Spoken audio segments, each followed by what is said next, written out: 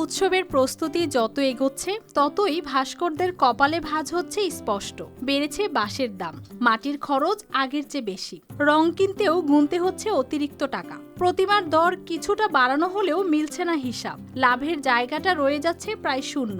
তবুও সুযোগ নেই কাজ থামানোর।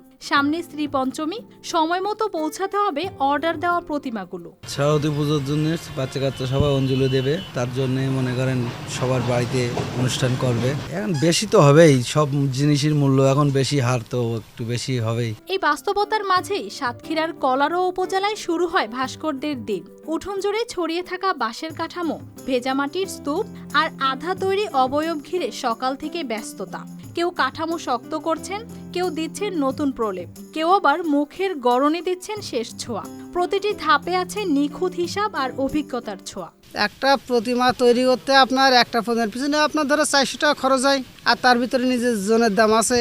আগে আপনার যেমন বাঁশ, আপনার মাটি কিংবা বালি এগুলো কোথা থেকে আনা যেত, কিন্তু এখন আর সেগুলো পাওয়া যায় না। এগুলো আনতে গেলে এখন কিনে নিয়ে আসতে হয়। মাঘের শুক্লা পঞ্চমী সামনে রেখে শিক্ষা প্রতিষ্ঠান, মন্দির ও সামাজিক সংগঠনগুলো থেকে এসেছে আগাম চাহিদা, তাই বাড়ছে সময়ের চাপ। কিন্তু খরচের অঙ্ক বাড়লেও আয় থেকে যাচ্ছে একই রকম। 26-27 বছর ধরে প্রতিমা বানাচ্ছি।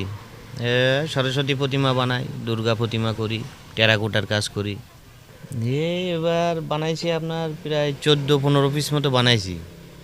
যাক, ভালো চাহিদা আছে এবার। মানে বিদ্যাদেবী যারা পড়াশুনো করে, বাচ্চাদের হাতে ঘড়ি বিদ্যাদেবীর মানে আরাধনা করে যারা। তারপরও পিছিয়ে যান না এই মানুষগুলো, কারণ প্রতিমা বানানো তাদের কাছে শুধু কাজ নয়, প্রজন্মের পর প্রজন্ম ধরে টিকে থাকা শিল্প।